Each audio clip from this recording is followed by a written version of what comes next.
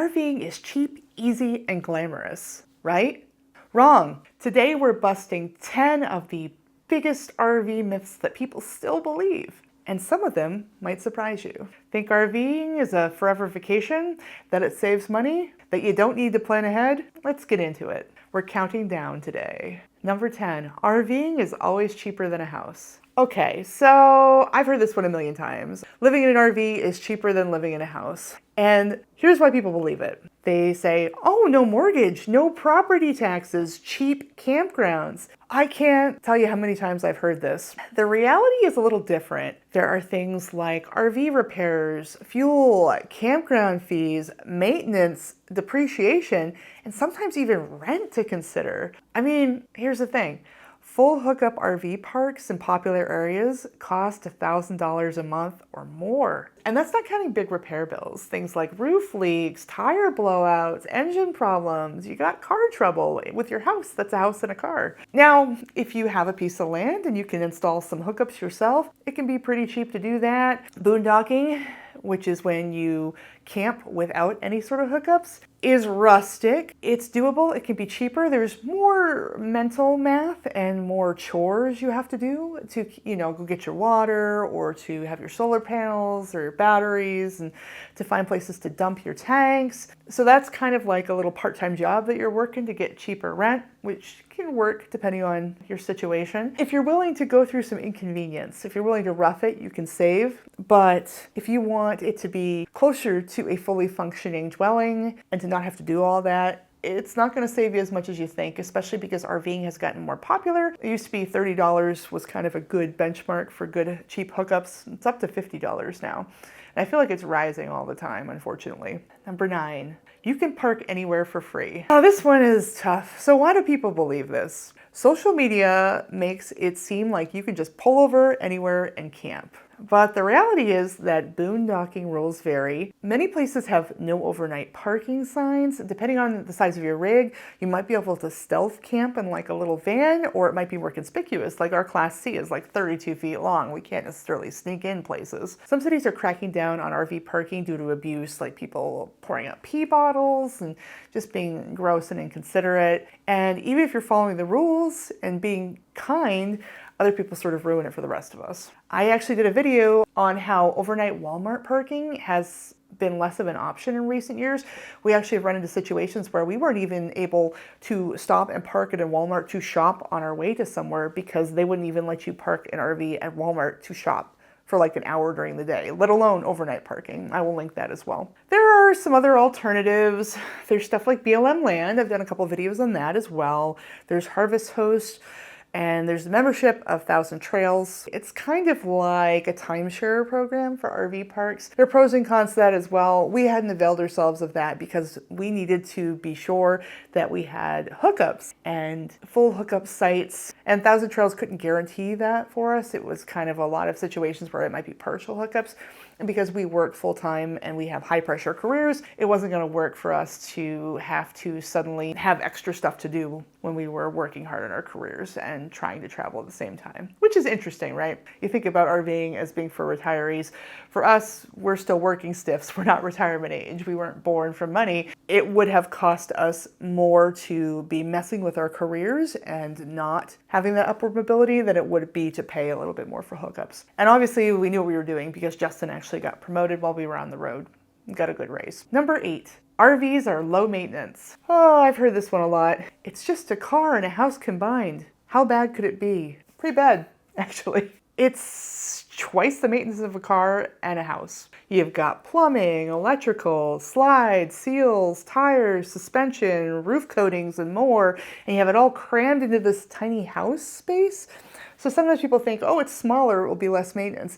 The issue is that it's small and things are kind of cramped together, so it can be tough to access this stuff. Also, it's a specialty market, so parts and things, they might be harder to order. They're lower volume than a more standard thing, like a car that everyone has or a cookie cutter type of house plumbing. So sometimes it can be actually hard to get those things, even if you're handy with DIY like we are. We had some good experiences with doing some mail order stuff while we were on the road. There was a great company that we worked with when our AC in Big Bend went out in like 103, 104 degree weather. They overnetted us a part when we were in the middle of nowhere. That was pretty cool. But yeah, unexpected breakdowns on the road are costly and stressful, so it might not be as low maintenance as you're thinking. Number 7, you'll always have a great view. Gosh, so on Instagram, all you see is an RV parked on a cliff, by a lake, in a forest, with the perfect sunset. And I'll be honest, we've had views like that. We lived on the road full-time for 2 years, and we're part-timing now. We've had some great campsites. We've had some magical times. It does actually happen.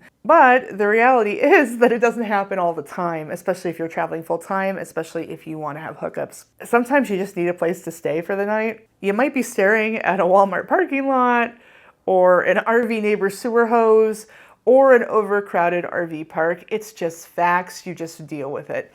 Now the good thing is that you know you're moving again, so it doesn't last forever either. I mean, that's the thing, right? So the beautiful view doesn't last forever and the awful view doesn't last forever, but it's something to consider that there are gonna be weird days, unglamorous days. Number 6, full-time RVing is just like vacationing. I've heard this one too. Road trips are fun, so full-time RVing must be like one big long adventure. Okay, yeah. The reality is that unless you are independently wealthy, like for us, you still had to work, do laundry, go grocery shopping, and deal with your everyday life. Like stuff is still happening, even if you're traveling around. And on top of that, if you've got a long driving day and you're picking up and heading out a lot, it can be actually very exhausting when you're moving fast. I have really enjoyed it when we've had a really good stay that lasted for 2 to 4 weeks when we were somewhere and we could just relax and we weren't constantly picking up and shuffling off and doing all that. That was pretty cool. I liked that. And then, when we got bored or used to it, we could go somewhere else. I wish that it were easier to do that spontaneously. We liked to not have to move every week if we could help it. We did when we were doing relocations, but it was nice when we could spend a few weeks or a month somewhere because we would get used to the area, we would have fun, we wouldn't be stressed. The trouble with that is that the longer you want to stay at an RV park, the further ahead you have to book. So at one point when we were shopping for the house we live in now, that was actually why we were on the road for 2 years. We were having fun and we were also figuring out where we wanted to buy either a house or land. At the end, we sort of decided on a general area. And we spent 6 months living there while we learned the area, made sure we really wanted to live there, waited for a good time for it to switch over to a buyer's market, and shopped for real estate. And so we lived in one RV park for 6 months, and it was probably the nicest RV park in the general area where we were thinking of buying. So I booked that, oh gosh, I think I booked that like 9 months in advance. And I remember the office people were like, oh good, I'm glad because we're running out of spots for the long-term spots because it's a nice RV park. And we were actually in a situation where we were heading into the slow season. We bought the house we closed on it in November and we were in the P&W, and rainy season and stuff is their low season. The passes snow over, people aren't coming out over here. So we would be able to kind of stay there through the winter, but they were kind of like, if you want to stay past like March, you're gonna have to book it now. We can't guarantee it. We'll have to give your spot away, but we ended up actually needing a little bit less time than we even booked. I think we were booked to like January and they worked it out with us and gave it back because we found a house a little faster than we thought we were going to, which was great. We found a great house. But yeah, so you have to book way ahead the longer you want to stay somewhere. So you can't be spontaneous like that. I mean, you can, but it's hard to find a month someplace last minute these days. And it's even harder to find like 6 months, right? Which brings me to the next myth. 5, you don't need to plan ahead. Like seriously, people think, oh, you can just go where the road takes you. But the reality is that popular RV parks book out months in advance, especially in peak season, like I was just telling you. In addition, national parks often have strict size limits and their reservation policies are completely different. I've actually had friends be like, why don't you stay in the national parks more? We often would stay outside at a private park. I did a whole video on that, but it's very, very tricky if you have a larger rig.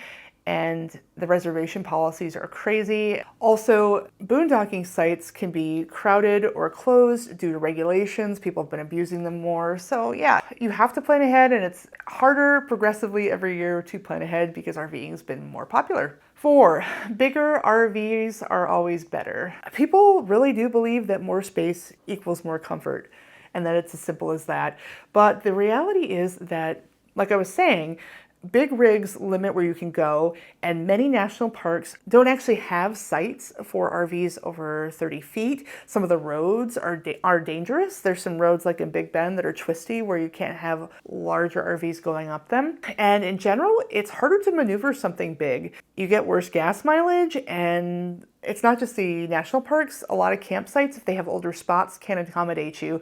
Part of this is because RVs have been trending larger year over year, and a lot of campgrounds were built back when they were smaller. So we have kind of a mid-size rig. It's a 32-foot Class C. It's big for a Class C. It's a bunk model. We wanted the extra room for Justin to have his office reno. We took out the bunks and put in a little office for him. But it's not huge in the realm of RVs. There are 40, 45-foot Class A buses and fifth wheels. That said, we're not in like a little Class B van or a park hopper. Part of why we didn't do a Class B is Justin is simply too tall. He's like 6'3". He wouldn't be able to stand up in a lot of the vans, and that just wouldn't have been nice. So that was kind of a pro and con for us. Justin had a lot of large truck driving experience. He had towed a race car before. He had done lots of U-Haul maneuvers. He's the guy that backed the U-Haul up without any sort of backup camera down very narrow suburban driveways. It was very attractive. It was when we were first dating. It's probably one reason why we're married now. I was like, ooh, that's an attractive quality. Number 3, RV life is perfect for everyone. Honestly, I've heard this too. It looks so freeing. Anyone can do it. Just seems like it would be really simple. It'd be really easy. It'd be really fun. Honestly, the reality is if you hate driving and you need a lot of personal space and you don't like problem solving, you're probably not going to have a good time. RV life can be stressful for couples or families who don't want to be in a small space. I mean, it can bring you together. Justin and I had a blast. We're also very, very close in general. For example, we spent pandemic, like we were in lockdown for over a year in a 1,000 square foot apartment. We didn't get on each other's nerves either, which was interesting. We didn't fight in lockdown. 2, you'll save a ton of money by cooking all your meals. I have heard this one more and more, that people saying, well, I can get the RV and I will just cook instead of eating out and save lots of money. I think they're comparing it to a hotel situation, and it's true. As opposed to doing something like a hotel, especially if it's just a regular hotel room and not one of those town place suites where you got a whole kitchen. It's cool, you've got an actual functional kitchen, you know, you can do pretty well. But the thing is that it is a tiny kitchen. You've got limited fridge space. We had just tiny little closets. We were always moving too, so I didn't want to have an extra pantry buildup. Like, it didn't make sense for our gas mileage and things like rolling around to have a bunch of extra groceries. Propane costs are another thing people don't think about. They're not huge, but it is part of the equation, and also having to go get propane and deal with that is another layer. And it actually makes cooking harder than people think. Another big thing for us was just washing up. No dishwasher for us. Most RVers do not have dishwashers. Some people do. You know, it's more practical in something like a fifth wheel or a bus. Some people find they're not even helpful, even so. They're very expensive. They have low capacity. You use a lot more gray water, so your tanks will fill up faster. So unless you have giant tanks and hookups, it can be difficult. You know, for us, we basically pivoted to a very simple meal plan of things that were easy to cook and easy to clean up. And I was clever about meal planning and things like that, but I'm pretty good at meal planning in general in a house. If you're not good at it already in a house, it's going to be even harder in an RV because your setup's worse. And because of this, eating out is often more tempting because all of that, and grocery prices at remote locations are really high as well. So if you don't think and stock up before you hit the boonies, it can be really difficult. Also, you're going to all these cool places and there are restaurants and you're going to want to eat at them. Like, that happens all the time. Like, for real. Actually, the most expensive RV park we ever stayed in, other than Fort Wilderness, this is number 2 after our 2 years on the road, was this place in Sarasota, and they had this restaurant that had a lot of like Cajun food and stuff. It was really good. And I had the most delicious etouffee of my life, and I still think about it. You know, I think about that place. Part of it is that my drink had a little blue plastic lizard like on it as a garnish. I kept it the entire time I was on the road. It was one of my little treasure trinkets that I wrapped up in a box. And now that I'm in the house and I'm in one spot, I put the lizard there, and it's like my pet lizard. Part of that is that we used to live in Dallas before we hit the road. We had gone there for about 4 years because Justin got a job down there, and then he went remote, and then we could live anywhere, and so we traveled around. But anyway, in Dallas, there are these things called house lizards. I think they're called like the western fence lizard. I forget, but there's these little tiny little lizard things, and you would see them around. They would be on the side of buildings. One time we had one hitch a ride on a package when we were in lockdown. So they have a special place in my heart. And so I have this thing, the Linger Lizard, because I think this was Linger Lodge, and my drink was the Linger Lizard. And so this little guy is my mascot. I've brought a little bit of Texas to the Pacific Northwest. Best of both worlds. And number one, you'll travel all the time and see everything. So sometimes people get this idea when they're dreaming of RV life, I'll wake up somewhere new every week and I'll see the whole country. And okay, like all of these, they're based on a grain of truth, but the reality is that traveling constantly is exhausting and expensive. You got gas, you got wear and tear. Some of these cool places have higher camping fees, higher food costs. And so while we were a lot more mobile, many full-time RVers end up staying in one spot for months because of weather or work or the costs. Now, we were a little different because we were using RVing almost like as a relocation tactic, and anyone who has relocated for work before or for other reasons know that relocation can be very expensive. Even something like the closing costs on a house, if you buy a house in an area and you don't like it, and then you're selling in a year because you hate the area, that's extremely expensive. You can easily blow a year of travel expenses on a bad house purchase because of stuff like that, just on the area alone. So for us, we knew that it was a savvy way for us to test out areas, see how we felt, what the vibes were, live in places, and cut that off at the pass, because that would be a big savings for us. And then on top of that, we got a cool trip, basically for free, if you think about it that way. It was very similar in the RV, traveling around full-time with hookups, to what we were paying for a luxury apartment in a suburb of Dallas. We had a nice apartment because Justin's employer was right there and he could walk there, and it was a nicer neighborhood. So it wasn't the cheapest apartment in the world, but heck, even cheap apartments aren't cheap these days. It came out about the same. Basically, we got the vacation for free. But that was a very specific use case, and that is not the case for everyone. So RV life is amazing, but it's not all sunshine and Instagram filters. If you're thinking of hitting the road, be prepared for the real experience. I also did another video on questions to ask yourself if you're considering full-time RVing that I will link. You can watch after this one. I wish there was something like that before I went on the road. Anyway, it's been great talking to you as always. Thanks for watching, and I'll see you in the next video.